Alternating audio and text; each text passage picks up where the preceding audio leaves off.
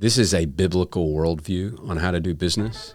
But if you don't subscribe to the biblical worldview, this is just good business. And if there's a huge distinction between business people who follow Jesus and those who don't, I think it's this verse. I could be wrong about a lot of stuff. I just don't think so, or I wouldn't think that way. You can't judge me.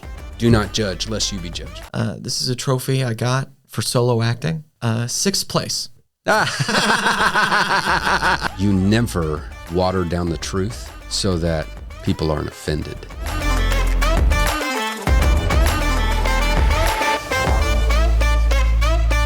All right. What up? What up? How you feeling today? I'm good. A little better? I'm feeling better. Yeah. Yeah. Cool. Not as, what, you're just a little frustrated yesterday? Yeah, I don't know what it was about yesterday, but things were getting on my nerves. Gotcha. It reminds me of a story. Yeah? Yeah. You want to hear it? Well, yeah. Okay, great. Now that you've primed the pump, let's hear it. All right. So there's this 6th grade teacher that was asked in the class, we have a story that has a moral to it. None of the kids raise their hands. And so she's about to tell her own story when a little kid raised his hand. She's like, okay, Jimmy, tell us your story. It's always Jimmy. Timmy. It's always Timmy. Jimmy does work, but yeah. Yeah. I had to change it to Jimmy. Okay. In protest. It is true. Or Johnny. Little Johnny is often the culprit. Yeah, little Johnny. But, Johnny Depp changed that. Big boys can be Johnny too. Oh. Yeah. And that's my goal for my life is to make Timmy a big boy name? Yeah. Big boys can be Timmy too. Anyway, so Jimmy tells a story, and he's like, well, there's this bird that's flying through the air, and his wings get really cold, so cold, in fact, that they freeze, and he falls to the ground. And it looks like he's going to freeze to death. But then a cow walks by, takes a poop on this bird, and the bird is just laying there thinking, oh, this is just my luck, right? But then the bird realizes that the heat of the poop begins to defrost his wings and is essentially saving his life. So he's overjoyed and starts singing. And then a cat comes along, hearing this bird sing, and digs the bird out of the poop and eats him alive. And the teacher goes, oh my goodness, what's the moral to this story? And he goes, well, my dad said that, number one, not everybody that shits on you is your enemy. Number two, not everybody that digs you out of shit is your friend. And number three, if you're in deep shit, keep your mouth shut. Is that a great story? It's quite a story. Yeah. Any thoughts on the moral? I got a text. This is a great setup for today's topic because I got a text from somebody yesterday that gave me the idea of the episode. And here's the text. Faith in business is a topic I want to hear about. Oh, yeah. Yeah. That's right. So thanks for text. that story setting up this topic. Yeah. Seeing how that text came from you. That's right. Yesterday. Shout out to me. Mm-hmm. Nice job. Yeah, that's very true. All right, cool. Well, welcome to Commercially Speaking. I'm Timmy Barron, ADHD. And I'm Bo Barron, CCIM. And Bo's teaching me everything about commercial real estate. This is episode number 60-something. Mm-hmm. We're number 60, so I've learned quite a bit. Yeah. Yeah, which is pretty incredible. And so today's episode, in some ways, was set up by a couple episodes ago when we had our dad on the podcast, which was awesome fun to have him in here.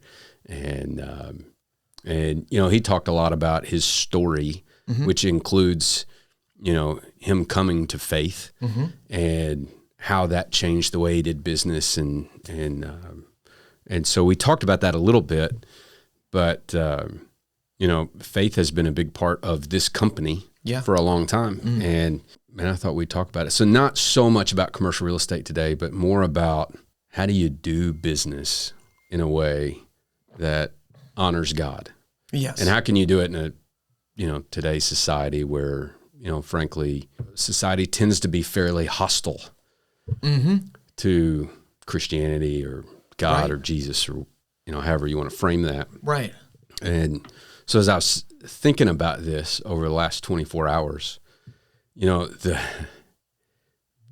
there's nothing wrong with Jesus and there's nothing wrong with the gospel. Yeah.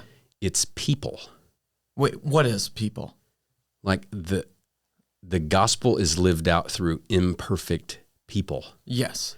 If you've ever been to church and you had a problem, there was drama or something went wrong that kind of turned you off or whatever, I can guarantee it had to do with the people.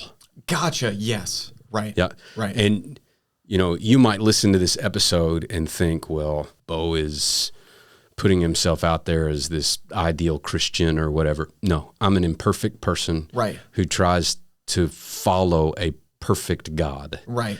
And so any of these things that we talk about in this episode, I kind of just want to mention the fact that I don't do this perfectly all the time. Yeah. I don't do this well all the time. Mm-hmm. And I'm always trying to grow in these things. So whether you're listening and you're thinking, man, I'm not really interested in this episode because it has to do with faith and Christianity or how to do business in a certain way that's not commercial real estate related, I would encourage you to maybe stick around, because I think you'll see that doing business in a way that honors God is good business.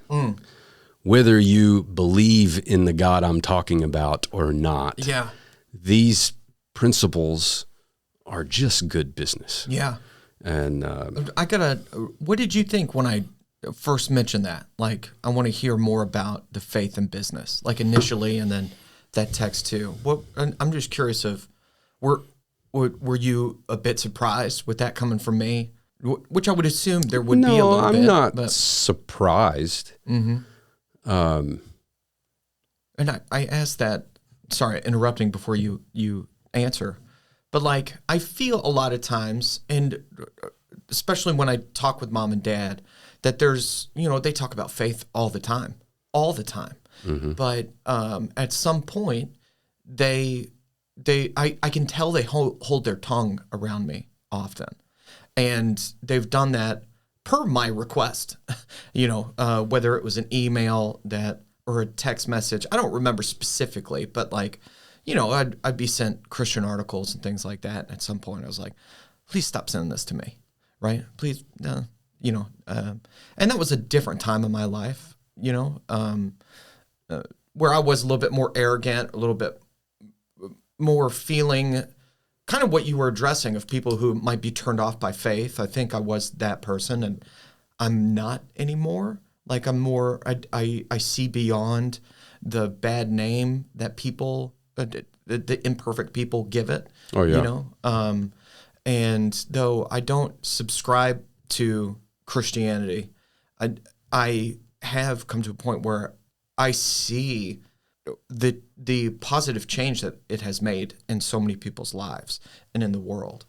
And I'm not quite convinced that's the only way to go at this point in my life, but I'm not, I don't have a cold shoulder to it anymore. Mm-hmm. And I want, especially our family, to know that I appreciate everything about them, including their belief, and don't necessarily want. And I'm speaking to mom and dad here, but that's my tummy. Yeah. Well, well, the thunder on a sunny day. Maybe I do believe. I don't know if the mic picked that up, and my stomach just. That was loud. Yeah, my tummy just growled. I want to hear more about it, and so, yeah, a little backstory. But that's. Well, my guess is, and he hadn't said this, but I bet he would agree that even the questions that you asked of him during his episode really blessed him. Mm-hmm. Yeah. And in the past to now, I don't see any hostility from you towards the gospel or Christianity or anything like that. Yeah. And that's cool to see. Yeah. Cool. Yeah. I think the kind of foundational, as I thought about, man, where can we start talking about this? And I know you'll have questions, and you can, interrupt me, and we can take this wherever we need to go. Sure. I think if we're going to put a stake in the ground, what is different about trying to do business in a way that honors my faith or honors God versus how the world might do it? And I think the foundational presupposition, that's kind of redundant because presupposition is a foundational belief, but yeah, I think the presupposition that's different is to somebody who follows Jesus, we understand that everything that we have is not ours and it's God. Dad mentioned that during his episode. Yes. This idea that I don't own this stuff. Like we're sitting in a former bank branch that's now our office in the former vault, that we turned into our... Which answers the question. Somebody commented, "Where's your studio?" And that's where it is. Owensboro, Kentucky, in a bank vault. Yes. But yeah, go ahead. Yeah. And the world would say that I own this building. Mm-hmm. I would say God owns this building and everything else, and he's entrusted this resource, this asset to me to manage for him for the good of people and the glory of God. Yeah. I would say that's the foundational difference in doing business in a way that honors God, is that I recognize that this stuff that I have control over, quote unquote, is not mine, but I'm a manager. I'm a steward. You hear this word stewardship in churchy circles and stuff. And I don't love like churchy language. Yeah. I'm a manager for God. He's given me earthly control over a certain amount of assets, and it's my job to manage that stuff for the good of people and the glory of God. Would that make Penny assistant to the regional manager?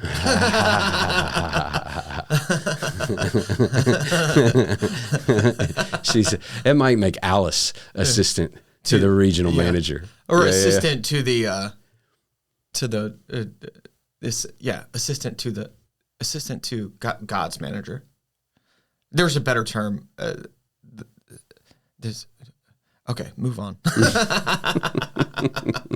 And for all you out there, Penny is our property manager. Yeah. And so I thought I would go over maybe two concepts and then kind of drill it down to more tangible. Hey, if somebody's going to do business in a way that honors God, this is what it should look like. Mm-hmm. But the two big ideas, one of these is a concept I got from strategic coach and Dan Sullivan. It's the idea of these 4 freedoms. So I'm going to frame it the way he frames it, and then I'm going to mention how if you start from the presupposition that you don't own this stuff and you're a manager of God's resources, you might view these 4 a little bit differently, but these are the 4 freedoms. Okay. All right. First is freedom of time. Just think from an entrepreneurial standpoint, you own your business. You're the boss. All right. If you have, the more success you have, the more freedom you have of your time. Now I get to experience this time freedom. And I'll give you some examples of how this has played out in my life. When I was with the Massimo Group, I was the COO and I was an employee.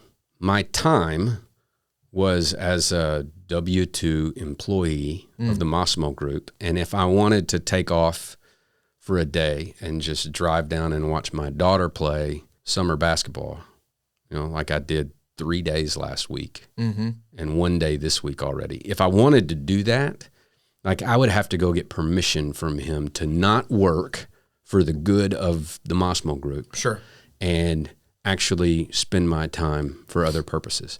Well, now that I'm the boss, like I can just do that. I have the freedom to spend my time the way I like. If I want to take the day off, I can take the day off. If I want to work 16 hours one day because we've got a hard deadline and we got to get something done, I got freedom to do that. If I want to take the family on vacation, like I have the time freedom. I don't need permission from somebody to spend my time in a certain way.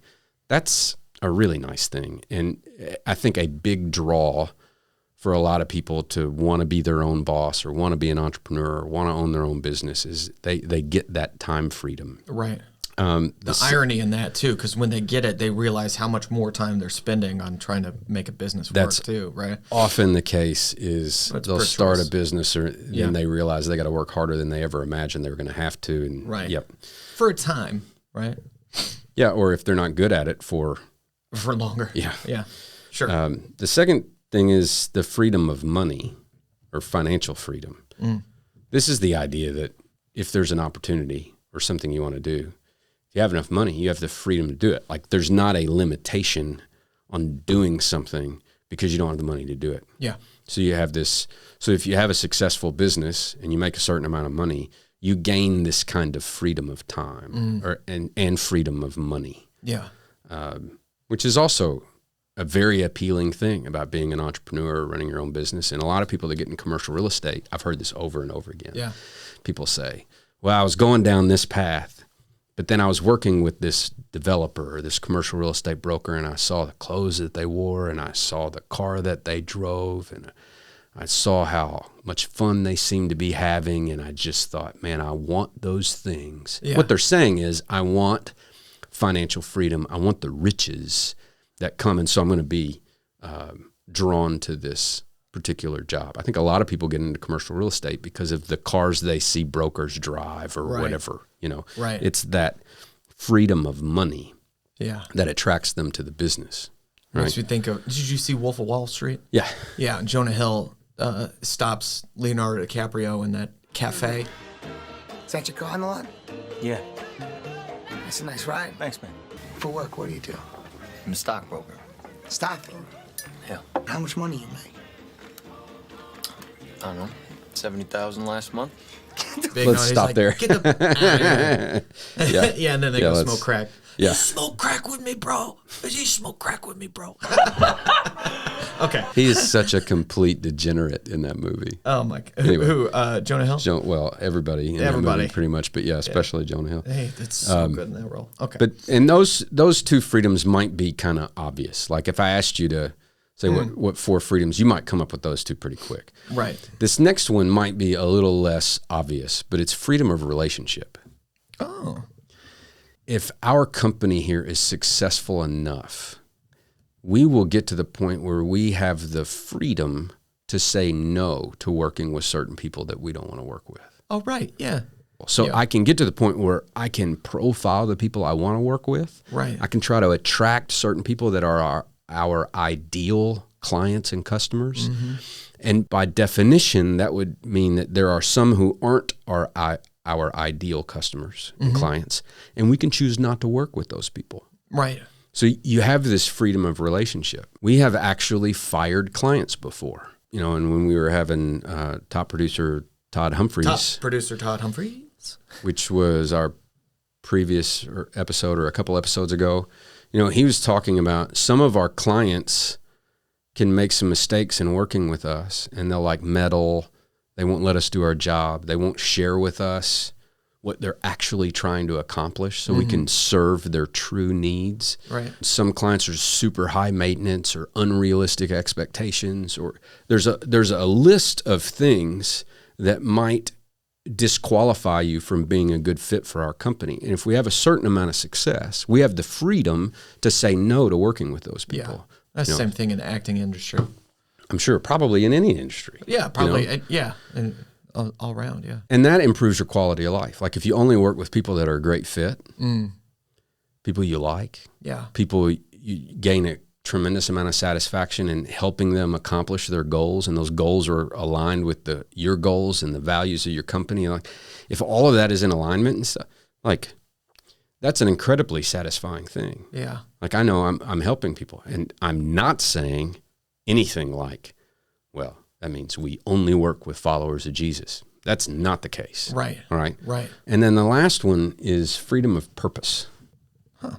And if you have time freedom and you have financial freedom and you have relationship freedom, then what you find is that you're in a place where you have the time, money, and network to serve the purposes that are meaningful to you. And that could be anything. So if you take those four freedoms and start from a place that God owns it all and I'm just a manager, then it would flow like this, I think. That first freedom, well, if I have the freedom of time, then I can choose to invest my most valuable resource, which is my time, into things that I care about the most. So in the last couple of weeks, you might just think, well, Bo has worked less and watched a lot of basketball games. Well, that's true. I've been in the office a lot less than a normal week, and I've watched a lot of basketball games that don't actually mean anything. This is summer basketball. Yeah. But what I've done is I've invested in my relationship with my daughter. Right. I've shown up for her. Yeah. And what I really want is I want her to know that Dad shows up for me. Yeah. He's my biggest fan. The next time something goes wrong, he's a safe place for me. You know, that's how I'm. Plus, I just love watching her play. And I've spent all kinds of time with her in the gym. I'm watching her put the work in. Yeah. And I've got the time freedom to invest in that. Yeah, it's incredible. Now, there's nothing eternally beneficial about basketball necessarily. Yeah. But what I want her to learn. A lot of people would disagree with you. Yeah, that's true, especially in Kentucky. Yeah. But what I want her to Kentucky learn. basketball behind you. Yeah, look, I'm a fan, no question. Man, that little clip right there is gonna go viral with angry UK fans. Nothing internally beneficial about basketball. But look, what she's doing is she is sacrificing her time. She's putting the work in, not only for what she gets out of it, but for what the team gets out of it. She's going to make a great employee later on in life. Yeah. Or a great entrepreneur. She knows how to play a role on a team. She knows how to defer to people with greater strengths. She knows how to, there's so many great life lessons and all of that. Unstoppable she will be. Yeah. Okay. Yeah, Yes. it's true. And I've got the time freedom to invest in that. When it comes to financial freedom, you know, I'm not the wealthiest guy in the world, not even close. But I've got a certain amount of financial freedom at this point so that when the Spirit leads me, I can say yes. Like if I'm moved to do something for someone or to support a cause financially, I have the means to say yes to that. And that hasn't always been true. For a follower of Jesus, if they accomplish this point where they have a certain amount of financial freedom, that gives them the ability to say yes when they're led to do something. Yeah. So when you say the Spirit moves you, you're talking about moving you in the context of doing something of purpose rather than like the Spirit's moving me to... Like leading me to do something is what I'm talking about. Right. Whatever that might be. And then with relationship, like freedom of relationship, and look, I'm not a proponent of, you know, if somebody's a Christian and they're a business owner, then every client and every customer ever needs to hear the gospel and they just need to be evangelizing all the time. And I'll talk about that a little bit later on. I'm not suggesting that. What I am suggesting is you're ready at any point to honor God in any relationship that you're in. And that may play out by just being honest and putting them first. So sometimes in commercial real estate, and I would say in any business, your client's best interests are not your best interests. And so you find yourself in a little bit of a conundrum. If I do A, I serve the client's interest. If I do B, I serve my interests.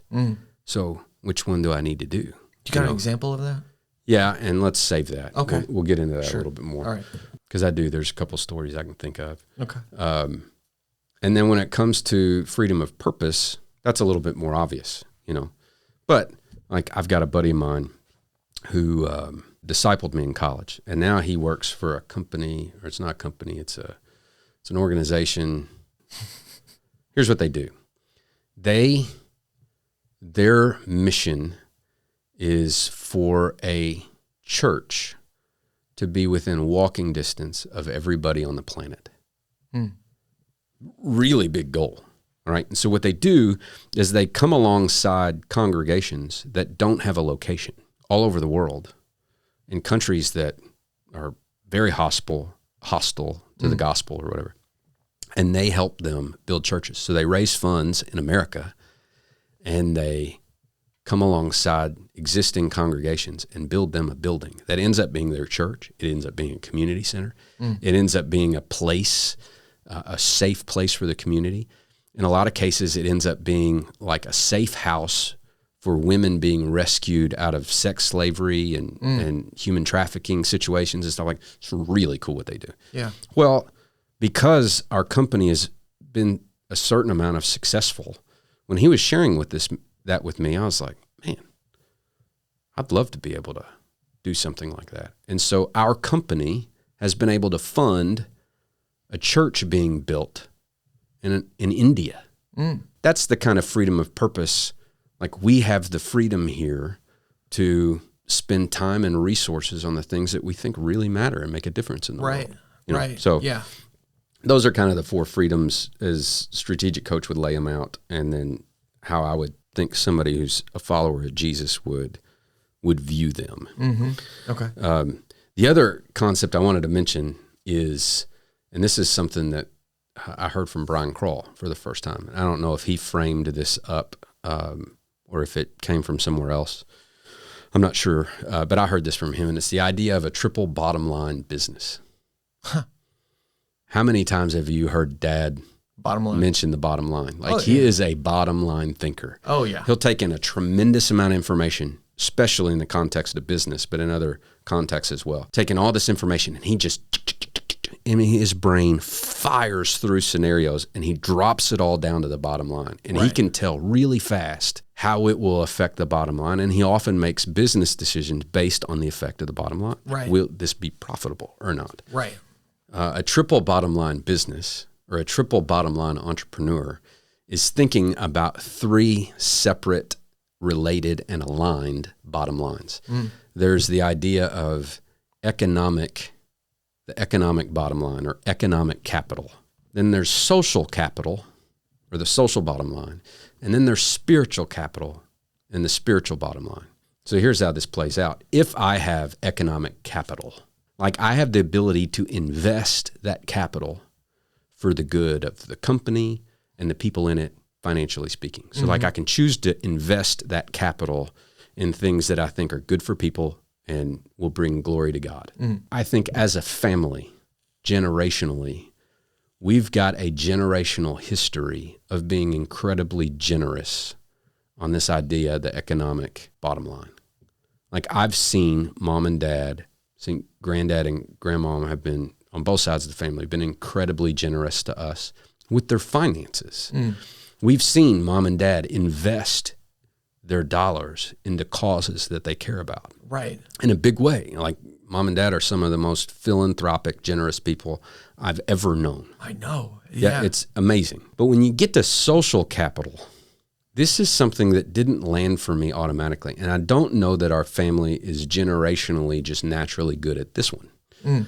Social capital is the network that we have, the goodwill that we have with people, and intentionally, on purpose, using that social capital to provide opportunity for others.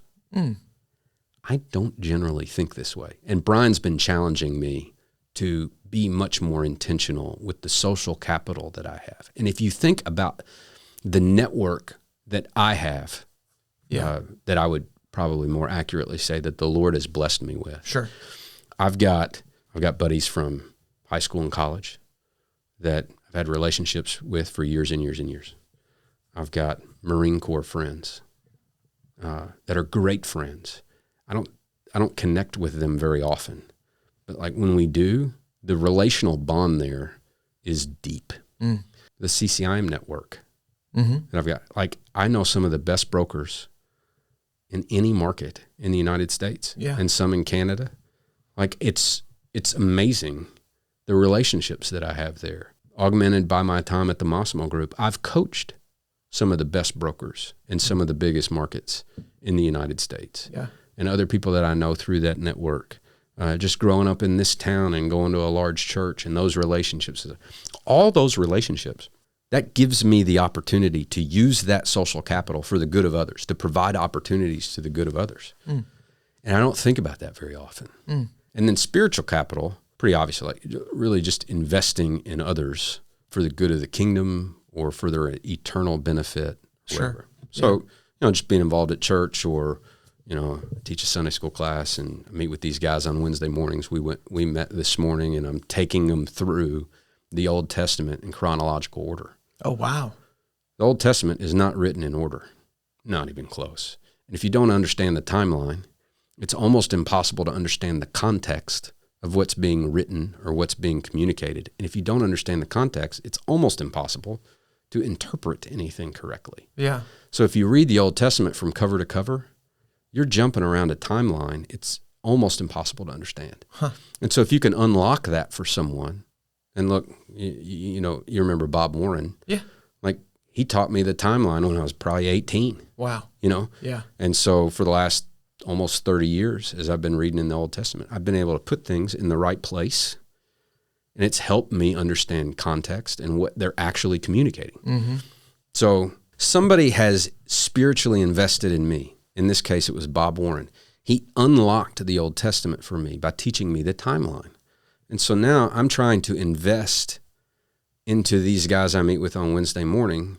So that's just an example of investing spiritual capital. So triple bottom line, 4 freedoms, and this presupposition that God owns it all. But how does that actually play out day to day? And so the 4 freedoms, was that in the context of Christianity? No. Just business, right? Yes. Yeah, okay. Yeah, I just wanted to clarify. You've got these 4 freedoms, and that's relating to business, not particularly faith. But, yeah, okay. Yeah, But if you have this Christian worldview, you're a follower of Jesus, you would probably, like I did, take those 4 freedoms and think, well, this really aligns. If I believe God owns it all, here's how I'll live out these 4 freedoms. Yeah. And it might look a little differently than if you don't start from the place that God owns it all. Right, right. And then the other thing I wanted to say, but I didn't want to interrupt. I did so good biting my tongue. Was when I saw, this is, I think, early 20s or mid-20s. I was in Chicago. There's like this big movement of, there's a lot of talk about the top 1%. Like the economic chasm between the rich getting richer and the Bernie gap Sanders between. was really about to have his heyday and run. And I was all, I was just jumping on the bandwagon like, yeah, no. And, and thinking about mom and dad, but like dad specifically, I was like, what would be his problem with paying taxes if that's going to help people who are having a hard time, right? Just that thought. And it all clicked with me when I forget what prompted this, but he showed me the amount of money that he gives every year. I was flabbergasted at the amount, it percentage wise, right? Not just the dollar amount, but percentage wise. And all of a sudden I was like, oh, he doesn't want the government to decide where that money is going. He wants to decide where that money is going as a steward of that money, right? And I was like, oh. And what's nice is that, with being charitable, you can write that off on your taxes. So in a sense, you are taking control of that money that you would otherwise be paying to the government, who would put it where they want to go, whether you agree with it or what they do with it or not, right? That's exactly right. And just to be clear, Dad pays every dollar of taxes that he has to pay. Yes.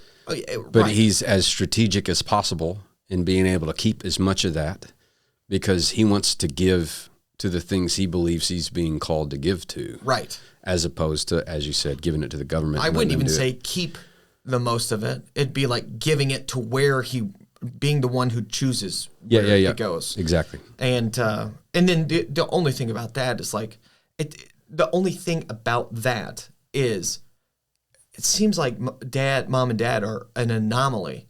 And I don't know how many people at that level are actually doing that. Does that make sense? They're not an anomaly. Yeah. In fact, the majority of philanthropy comes from entrepreneurs and business owners in that top 1%. Yeah. Okay. Yeah. It's the majority of that kind of giving and generosity comes from the mom and dads of the world. Yeah. Like they're totally not an anomaly. All right. So you want some, how's this actually play out stuff? Yeah. What are you going to teach me about this? Like integrity and ethics. This is a biblical worldview on how to do business. Mm-hmm. But if you don't subscribe to the biblical worldview, this is just good business. Yeah. All right. Right. So dealing with people with integrity and ethics. Or in other words, do what you say you're going to do. You tell the truth. You're honest with people. You deal with people for what they get out of it, understanding that the more you help people, the more you'll gain. And I've got verses for all of this stuff. Let's go. Okay. Let's go. So Here we've got, and this is stuff you will have heard before, but when I said, doing what you say you're going to do, like what verse pops to mind? May your yes be yes and your no mean no, and never swear. That's exactly right. That is James 5:12. I like this too. I bet I'll be able to say most of these. I think you will.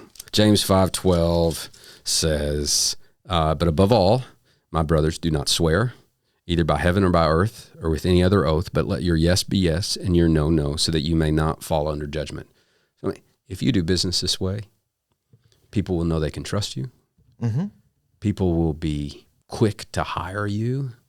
I mean, this is just good business. Yeah. Tell the truth. Do what you say you're going to do. Yeah. Show up when you say you're going to show up. Right. Like, what's your interpretation of the swear part? Like, what does that mean to you through all your study and all your context? Because I always thought that just means don't say curse words. No, right? I don't think so. I think in this context, it's saying, I swear to God, I'll do this thing.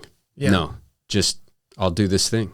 Let your yes be yes, your no. Like, you don't need to swear by heaven or by earth to make somebody believe you. Oh, gotcha. Just have a life that is characterized by doing what you say you're going to do, and people will trust you. Yeah. Don't swear by these things. You can't control them. Yeah, it's like there's no need to promise somebody anything. If you have integrity. If you have integrity and you do what you say you're going to do, yep. There's never a need to be like, I promise, I'll get it. Yeah. Yep. Okay, yep. Luke 6:31 says, and just as you want people to treat you, treat them in the same way. The golden rule. The golden rule. Yeah. This is just good business, but it's straight out of Luke 6. And then you've got Proverbs 10:9. Basically communicates something similar that says, he who walks in integrity walks securely, but he who perverts his ways will be found out. Yeah. If you're a snake in the grass, like if you're acting like you're acting in somebody else's best interest, but it's really your own, but if you say you're going to do something and you do something else, you don't follow through, like you're going to be found out. Oh my goodness. That's bad business. Yeah, man. And that rings so true in the time that we live right now too. Like Cat Williams, are you privy to the Cat Williams stuff? Well, he was just saying how 2024 is the year people are going to get found out, right? All of these big deviants is all catching hell in 2024. It's up for all of them. It don't matter if you Diddy or whoever you is. All lies will be exposed. That's all. And anyone who takes that the wrong way, know why they take it the wrong way. Who's Cat Williams? Cat Williams, a comedian. Okay. He's a short comedian. All right. So that's integrity and ethics. The second idea is excellence. Do everything as if for the Lord and not for men. There's one. Yeah, that's actually, I'm going to give you two verses essentially that say that. One is Colossians 3:23. Yeah. And the backstory of Colossians 3:23 is, I would imagine every child in our family knows that verse well. Yes. Me, probably more than most, because Colossians 3:23 says, whatever you do, do it heartily as for the Lord rather than men, for it's the Lord whom you serve. Mm-hmm. Right? Yeah. So growing up, I was probably the laziest of any of us. And I frustrated Dad all the time. Mm. And he would always quote this verse, whatever you do, do it as for the Lord rather than men, for it's the Lord whom you serve. And he used to make me write it when I was lazy or when I didn't do work in an excellent way. Yeah. So at one point I felt like I got like a little, like a tick every time I heard Colossians 3:23. Yeah. But from a biblical worldview, if you understand that God owns it all, and regardless of whether I'm the boss or not, but it's the way I work that reflects on my character and becomes a part of my testimony. Mm-hmm. So I want there to be an amount of excellence. Now, this is different from perfection. Like, there's nothing that we ever do at this company that couldn't be improved upon. Sure. So we don't shoot for perfection here. We shoot for excellence. And there's a big, big difference. But we talked about Colossians 3:23. There's also 1 Corinthians 10:31. Whether then you eat or drink or whatever you do all to the glory of God. It's that same idea. Mm-hmm. And then Ephesians 6:7 says, with goodwill render service as to the Lord and not to men. I want everything we do here at the company to be done in an excellent way. Because the truth is, we are working for the Lord or for the good of people and the glory of God. So this next thing is generosity and philanthropy. We've talked about this a little bit already. Mm-hmm. The more successful that we are, the more that we realize that it's all the Lord's anyway, the easier it is to be generous and philanthropic. Yeah. All right. And so if you go to 1 Timothy 6, verse 18, it says this, instruct them to do good, to be rich in good works, and to be generous and ready to share. If you don't do things in an excellent way, if people don't believe you or trust you to have integrity, if you hadn't had enough success to be financially free in some ways, you're not able to do this work. You're not, but whatever you have, be willing to do good and willing to share with others in need. And then there's this verse in Philippians 2:3, and this is, man, if there's a huge distinction between business people who follow Jesus and those who don't, I think it's this verse. It says, do nothing from selfishness or empty conceit, but with humility of mind, let each of you regard one another as more important than yourself. Yeah. This is the anti-big ego verse. Yeah. And in business, especially the more successful you get, the bigger your ego tends to get, the more selfish you can tend to get. Sure. It's really easy to go to that place. Yeah. And so, man, do nothing from selfishness or empty conceit, but with humility of mind, let each of you regard one another as more important than yourself. That's just good business. All right. And this goes back to what we were talking about in a previous episode. You walk into a place with curiosity. Right. Which was your point. It's a great point. Like walk in interested in the people that are there. Yeah. Now all of a sudden you're there for them, to learn about them, to benefit them, and it's not about you. Mm-hmm. And it just, and the whole flavor of the event or the conversations that you have will be very, very different. Yeah. And you can actually regard others as more important than yourself. One of the first things that happened when I got out of the Marine Corps and I started working with Dad was he had just put a Walmart deal together. And so he was working with the Walmart real estate folks to do the Walmart out on Highway 54. Oh. Walmart number 2. Oh, yeah. And to do that, he had to, and they used Dad to do this, they had to put together like 7 or 8 pieces of property. They had to get all of these people to agree to sell. It was a lot of work, and Dad was uniquely suited to pull that off. Yeah. But essentially, a contract for one of those parcels was written in such a way that it was too ambiguous on the amount of land that it was actually being bought for a certain price. Mm-hmm. And if you looked at it, the sellers agreed to sell for a certain amount per acre. When the purchase agreement finally got written and executed, it was for this parcel for this amount of money. But there was a difference there of, I don't know, 20, 30, 40, 50 grand. It was a significant amount of money, especially these people. And essentially, if you looked at it on the per acre price, the parcel they sold was a little bit bigger than the initial negotiations. Mm-hmm. And so they should have been paid more. But it didn't really work itself out. It's almost like they agreed on a price for a certain amount of land. And when the deal actually got put on paper, it was that price for a little bit larger amount of land. Mm-hmm. So they got diluted a little bit. And after everything closed, this sort of came to light. And the people were like, hey, wait a second. So Dad goes to Walmart. He appeals to them to make this right. Mm-hmm. They basically tell him to, I was about to say, go pound sand. I don't know that they responded. To them, the deal was done. And I don't know that they tried to take advantage of anything. It just played out that way. Right. I don't want to throw any shade on Walmart or whatever, but yeah, they weren't interested in rehashing this. It was closed. You know, the reality is everybody had an opportunity to notice this before the closing and to deal with it then. Yeah. We all missed it. 100% of the dollars that Dad made on that deal, he gave back to these people. Wow. So that was like my first week on the job. Right. I knew our dad was an honorable guy. Yeah. I knew he let his yes be yes. I knew he had integrity. But the first thing I saw was him putting others in front of himself. Any business person that thinks they're more important than their clients and are trying to serve their own interest into somebody else, they would never have done that. Yeah. But if you consider others as more important than yourself, then you may do what Dad did there. Right. And so, and right off the bat, I was like, man, this is what business looks like. You do the right thing.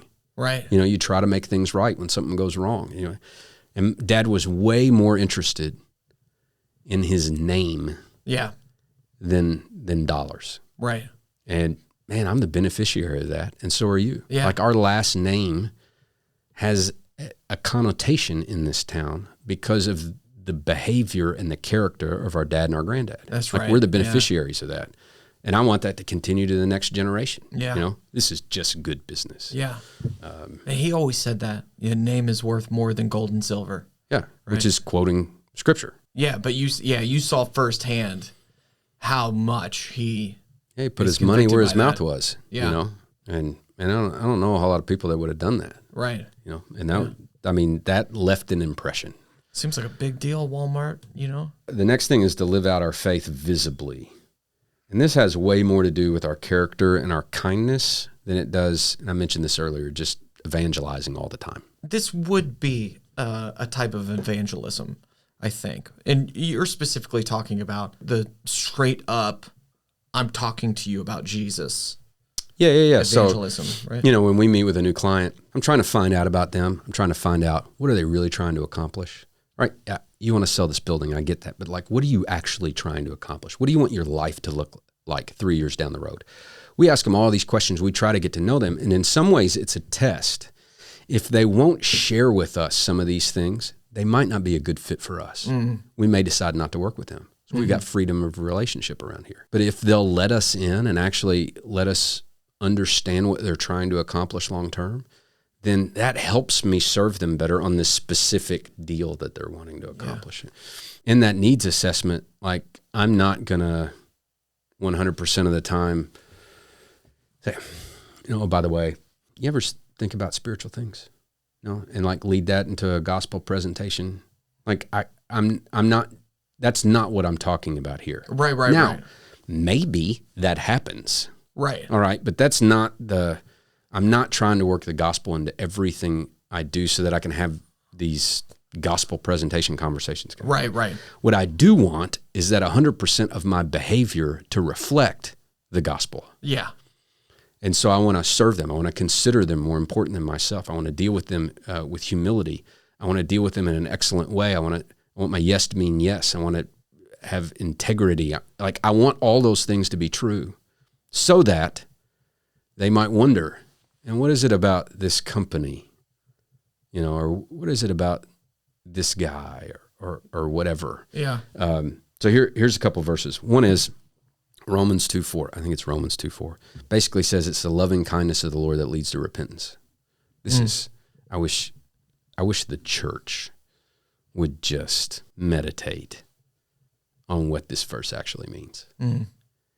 It's loving on people that leads to repentance and change, right? It's not arguing with them. It's not debating theology. It's not judging, condemning. Yeah, all that's. It's none of that stuff leads to repentance. It's the loving kindness of the Lord that leads to repentance. The people who say they follow Jesus are just out there telling the world all the things they're doing wrong. Yeah, and they're not showing the love, right? Right. And it's so counterproductive. Right. That's a little bit oversimplified, but you get my point. Yes, I do. Matthew 5:16 goes along with this. This is from the Sermon on the Mount. Let your light shine before men that in such a way. See your good deeds and praise your Father in heaven.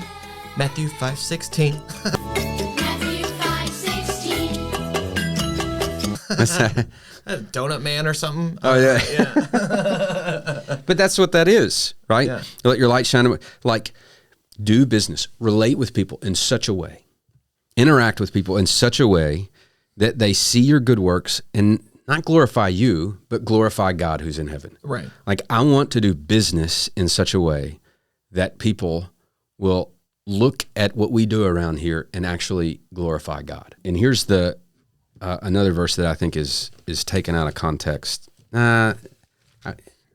Misunderstood. It's probably a better way to say Description. it.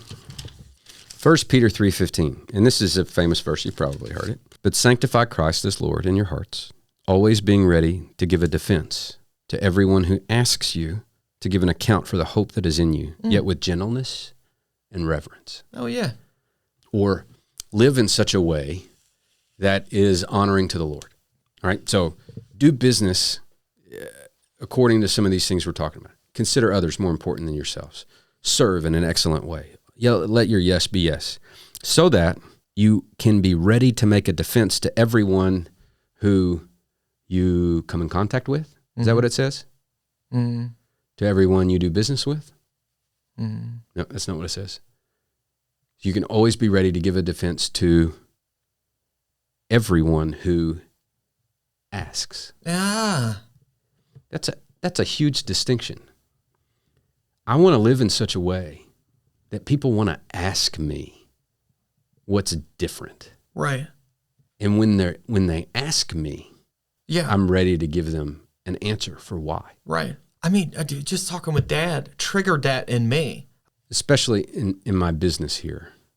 I'm not trying to initiate gospel conversations with people all the time. I'm trying to do business in such a way that people will ask me why we're different. Yeah. And then I've got an invitation to share Jesus with them. Yeah. Right. See, that's a huge difference. Yeah. Always being ready to make a defense to everyone who asks you to give an account for the hope that is in you, yet with gentleness and respect, which Christians aren't always great at. I know the church should meditate on that one too. All right. Next thing, two more. Accountability and alignment with biblical principles. This idea of accountability is almost like discipleship in the workforce. I think this one is harder than some of the others. Like integrity and ethics. Not only is that kind of easy to wrap my brain around, but I saw Dad do it. That looks normal to me. Right. You know, even if I weren't a follower of Jesus, just seeing how Dad did business, like that makes a ton of sense. Yeah. I can see why it's a good idea, why it's good business, why excellence, doing things in an excellent way, that just makes sense. Being generous and philanthropic, if I weren't a follower of Jesus, I'd probably have a little bit of a problem with that. I'd probably be more selfish. I'd want to keep that for myself a little bit more. But when it comes to accountability, this is like holding each other accountable to doing excellent work. This gets harder because it's Christians, man. We just want to love everybody. You know what churches are terrible at? Firing people. You know what they do instead? This guy's not doing good work here. We're gonna let's try him in this job over here. Right. Don't have the stomach to hold him accountable to doing good work and to releasing him to find a great fit somewhere because it's not here. Right. I don't have the backbone to do that. Let's just move him over here. Oh, that didn't work again? Let's move him over here. Just don't want my employees thinking that their jobs depend on performance. I mean, what sort of place is that called home? Well, that's very sweet, but we have to follow the protocol. Those are the rules. Okay, we don't report her at all. We just punish her. We punish her. Tell her can't have sex for 6 months. I don't think we could enforce that. I don't know. I sell this thing like a belt with a key. A chastity belt. Now it's more of a underwear garment that with a lot of spikes, like made of. I think sometimes you're made of metal. You know what I'm talking about? You know, lock a little door that down where you put the. So you will see churches with people in positions that should have been let go decades ago. Yeah. But have worked in every position in the church because nobody's got the heart to actually release them to go find the thing God's called them to do. And I don't refer to our business here as a family. We're not a family. We're a team of people who are doing business together. And teams hold each other accountable. Sometimes you got to let somebody go. That's incredibly hard. And if I were a heartless, it would just be easier, you know? And sometimes you got to make a call because we are a business. And if the business doesn't prosper, nobody has a job. We need to hold each other accountable. And so 2 Timothy 2:2, you've probably heard this as well. And the things that you've heard from me in the presence of many witnesses, these entrust to faithful men who will be able to teach others also. That verse is in the context of discipling people. What Paul's saying to Timothy, who he's writing to there, is, hey, these things that I've taught you, teach to others. But he just doesn't say any others. He says, these entrust to faithful men who will be able to teach others also. So he's telling Timothy, hey, entrust these things, disciple faithful men who will turn around and do it as well. And we mentioned in a previous episode, I had that dad who asked me to spend some time with his son and his son-in-law. Yeah. And the first thing I did was I tested these guys to see if they were in. I was trying to figure out, are these faithful men who will be able to turn around and teach others also? Yeah. And that relationship, I still have a relationship with these guys. Yeah. But us meeting together, mentoring, that fizzled out pretty quickly because of this. Now, in business, it's the same way.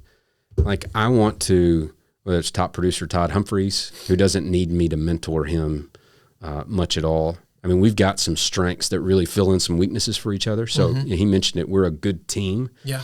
But, like, I don't have to teach him how to do the business. Right. He knows what he's doing. But as we bring on new to the business folks, I'm going to spend a lot of time discipling them in the business. And I'm trying to figure out really, really fast if they're quote unquote faithful people who want to grow, will do, and have the ability to turn around and do the same thing for others. That's investing social capital into others who can then turn around and carry that on. Yeah. And then the last thing I would say, and I'm sure there's a lot of things I'm leaving out, but delegation according to strengths. This is the idea of being good stewards, not only of the resources that God has entrusted us with, but also with the human talent that he's brought to the company. I want to view the human talent as also belonging to God and deploying that well. So as the leader of our company here, I want to delegate and put people in the position of their strengths so that they can have the most success imaginable, so our company can have the most success possible in serving the people who we work with. Yeah. That's Romans 14:12. So then each one of us shall give an account of himself to God. I think this verse is way misunderstood. And so I don't want to go full bore like Sunday school lesson. But what that means to me is I don't think I have to give an account for every sin that I've ever given. Like, I have zero anxiety or fear about standing in front of God in some point in the future and having to account for every sin that I ever committed. Because you know what? They're forgiven. And God says in a number of different places that he actually forgets them. So I don't think he's got a book of all my sins. What I do think I'm going to have to give an account for is how I've managed the resources he's given me. And I do think I'm going to have to give an account for the works that I've done, not the sins that I've committed, and there's a difference. God says, look, I brought this talent to the company. Like, how did you use it? Man, I want to use it well. I want to delegate responsibilities and authority in ways that put people in positions of their strengths and so that they're able to have success for everybody's benefit. Of course, there's the parable of the talents. Yeah. And I mentioned when we were talking to Todd Humphreys how I did one day cross country. Do you know that story? I've heard you tell that story before. Yeah, because I didn't want to do band, right?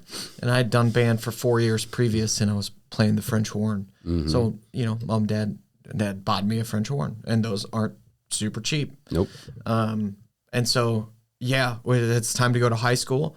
Band is not cool. Right, in my mind. So many lessons I learned around this time about being cool or following the crowd or caring what other people think that I'm so grateful for, because it's really changed. It changed my trajectory in life in such a positive way.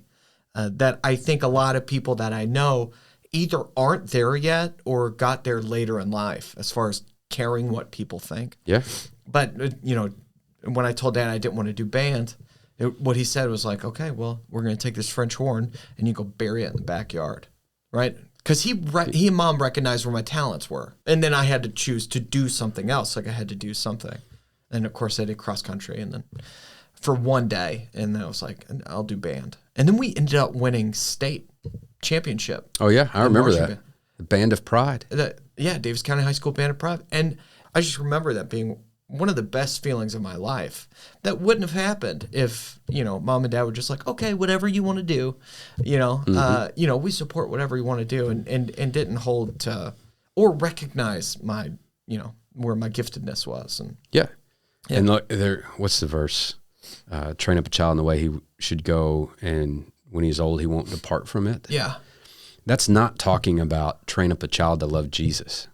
Well, yeah. Okay. Yeah.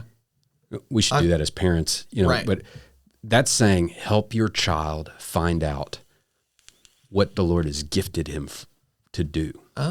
Total different meaning when you think of it in those terms. Yeah. I think Mom and Dad interpret that the other way about Jesus, or they used to. I think most of the church does. Yeah. And I could be wrong about that, but I don't think so. Yeah. I could be wrong about a lot of stuff. I just don't think so, or I wouldn't think that way. Right. I mean, you are a student of the Bible for sure, in a refreshing way, really trying to understand the context and what it means and not just take it by what somebody else said it means or whatever, Well, thank you. Yeah. I think my giftedness is in teaching, and I so enjoy teaching anything. So I love teaching my Sunday school class. I love teaching CCIM courses. Yeah. Those two things couldn't be any different. I mean, they're not opposed to each other, but I just love to teach. Yeah. I love teaching you this stuff. Yeah. I just love to do this. Yeah. But any questions? I do. Well, there's something I wanted to bring up, and I don't know if this will make it in the podcast. Like specifically, Dad used to not rent residential to unmarried couples for, for biblical reasons. Yes. Your thoughts? Well, Dad and I had many, many conversations about this. Yeah. Because I don't see eye to eye with him on this. Yeah.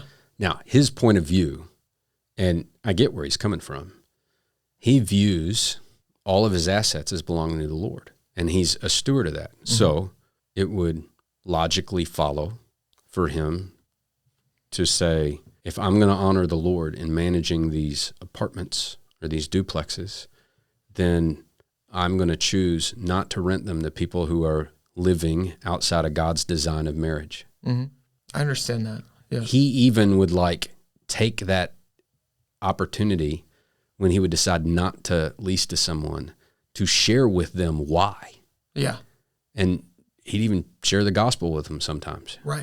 To help them understand why he's making that decision. And we came to different conclusions on that topic, Dad and I. I wanted the opportunity to, serve people, put a roof over their head, and have the opportunity to influence them. He wanted to make sure that he managed God's resources the way he felt he was called to do. Mm-hmm. I can't really argue with that. So, there's a big difference in me saying, Dad, I think you're wrong. What I would say is, and I want to use the resources God's entrusted me to proactively try to have an influence on people. Right. He saw things differently. He did. And I've talked to him a couple of times, and there are verses that say, don't pass judgment, right? You are not the judge. God is the judge, right? Not us. And in a sense, it seems like that would be a version of passing judgment on somebody's sin, a specific sin. Sin is sin. So why is there, and of course, Jesus loved sinners and spent time with them. I feel like Jesus would have rented to them because it seems like a form of passing judgment. We're actually called to judge each other. Yeah, I'd say more. So 20 years ago, what was the most quoted verse? This is an obvious answer. Most quoted verse in the world. John 3:16. Totally. Yeah. You know what it is now? It's Matthew 7:1. Do not judge, lest ye be judged. That is now the most quoted verse. And context is the key here. Yeah. Who's he really talking to? Who's Jesus actually talking to in the Sermon on the Mount? Like, who's there in the audience? A bunch of people. In a lot of ways, he's talking to the Pharisees. Oh, yeah. Who were all about outward behavior. Right. Yeah. Nothing about heart level anything. Right. Okay. Right. So when Jesus says, do not judge lest you be judged, for in the way you judge, you will be judged, and by your standard of measure, it will be measured to you. Like, he's really talking to the Pharisees, and he's sticking it to them. Mm-hmm. And so taken out of context, you read that and you're saying, see, I can do whatever I want. You can't judge me. Do not judge lest you be judged. Well, Paul, in his writing to the churches, is giving them instruction on how to judge. And what the church is called to do is to judge each other, to hold each other accountable to righteousness. Mm-hmm. Yeah. And but that's in the context of the church, right? Your fellow believers. Yeah. So when I say we're actually called to judge each other, I am talking in the context of the church. Yeah. But to do it in a way with gentleness and respect and love, and call the best out of people, you know. But yeah, it's actually the Holy Spirit's job to convict the world of sin, righteousness, and judgment. I think one of the things or one of my arguments or pleas, really, plea to Dad was the kind of what you said a little bit was like, if I was in that position and I go, you know, and Dad says, I'm not renting to you for this reason, and here's why, that'd just be a huge turnoff to Christianity. I would feel discriminated against. And it kind of goes, I guess, do you understand what I'm saying? Oh, yeah, totally. Yeah. Because in a lot of ways, like, I agree with you. However, you never water down the truth so that people aren't offended or turned off. Sure. Truth is truth. Sure. Yeah. Oftentimes, truth is offensive. Yeah. And truth is really offensive to somebody who's living contrary to truth. Right.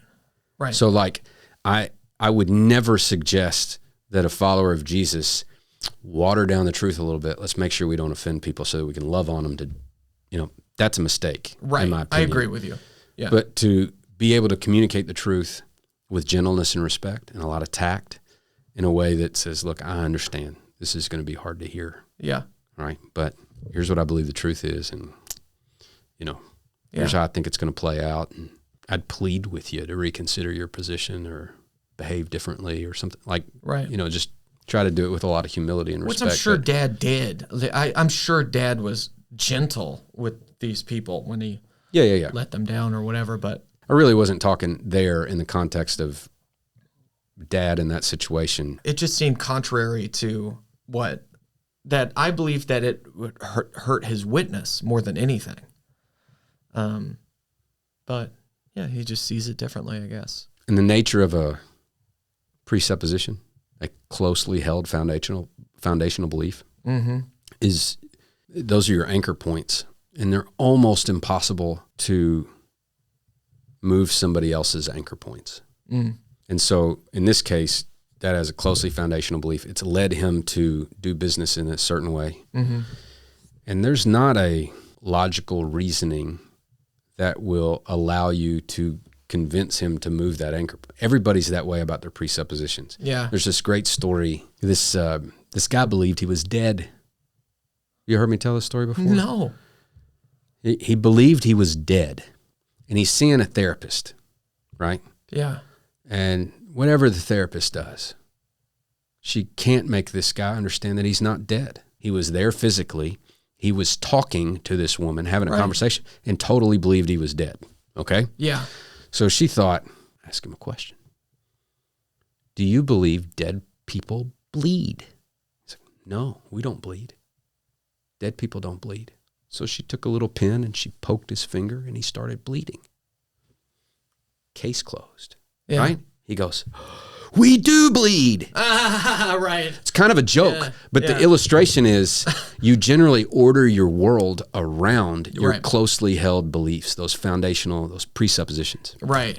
And that's kind of an example of that. And so it doesn't, you can't talk somebody out of that. Like they have to, like if you put me and an atheist in the same room, I don't know that I can convince them with words or logic or my knowledge of the Bible or anything like that. Yeah. Okay. I'll try to speak truth to them, you know, because I believe there's power in that, but I don't think there's anything that I can do. What I do think is possible is for that person to see me live my life in such a way where they're like, I got questions. Yeah. They start asking me questions and I'm prepared to give them an answer for the hope that I have. That can work. All right. But they're going to have to either, I firmly believe in that scenario, they have to see me go through hell with hope, or they are going to have so much success and find out that it's empty. Right? They believed everything was leading to this place. I'm going to have this amount of success and I'm going to be fulfilled. I'm going to have satisfaction. And they find out that they don't. Yeah. Then they have questions and they might want to talk to me. Or if they see me go through a situation where they just think, man, if I were going through that, like it wouldn't look like this. Right. You know? Yeah. I've got questions. Yeah. I want to live my life in such a way where people have questions. And I screw up at that all the time. That's how I think that works, is something in your life happens to shake those foundational beliefs. And I don't believe that I have words that can do that. Yeah. You know? Yeah. It's fascinating to me. Because I know a lot of atheists that are happy and fulfilled in their life. But because they're not searching for that type of fulfillment, right? Yeah. And I didn't mean to intimate that. I was just, it just made me think that. I don't think you were. Yep. Yeah. Because there are a lot of people that are trying to, if I just get to this point, I'll be happy, right? That is sad. Very sad, because everything leaves you unfulfilled if you think it's something that you're trying to get to. And for me, it's like learning to enjoy and be grateful for what you have and enjoy the journey. It's not a destination you're getting to, because it's each day, it's the pursuit of a destination or a pursuit of a goal or something. Being so grateful for the present and understanding this is all we actually have right now. Right? We don't have what just happened. We don't have what's going to happen. We just have right now in this moment. And I'm actually pretty bad at that, because I'm generally always in my mind, I'm in the future somewhere trying to figure something out. And I struggle with the present. Yeah. Yeah. Yeah. That's, I think most people do. Well, I certainly do. Yeah. So I would, back to the original premise here is, you'd like to hear more about faith in business? Yeah. Like, this is what I would just, in a nutshell, say, if you start from a place that God owns it all and you understand 4 freedoms that can come from having freedom of time, freedom of money, freedom of relationship, freedom of purpose, and you want to build a business that is a triple bottom line business where there's economic capital and there's social capital and there's spiritual capital, that you're on purpose and intentionally trying to invest for the good of people and the glory of God, then the way it probably looks is there's going to be a lot of integrity. You're going to do work in an excellent way. You'll be generous and philanthropic. You'll live out your faith visibly through your character and your kindness, not necessarily through your words all the time. Yeah. There's going to be accountability. Like, you're going to hold people accountable to doing excellent work, which can be very hard, and that you're going to try to put people in positions of their strengths for their benefit and the company's benefit, and ultimately for the benefit of the people that you serve. Yeah. And I am probably leaving a lot of stuff out, but that's what I think. Faith in business looks like. Yeah. And that's something that I just so admired, or always have admired, but I had a more appreciation for it when we were talking to Dad, of just like all the things he's accomplished. To him, it's like nothing. Well, he called it wood, hay, and stubble. Or wood, hay, and stubble. A box of wood, hay, and stubble that has all the trophies. Well, I got one back here. Did I? You don't know what this trophy is? It's a 2002 Kentucky Country Day Invitational. This is a trophy I got for solo acting. 6th place.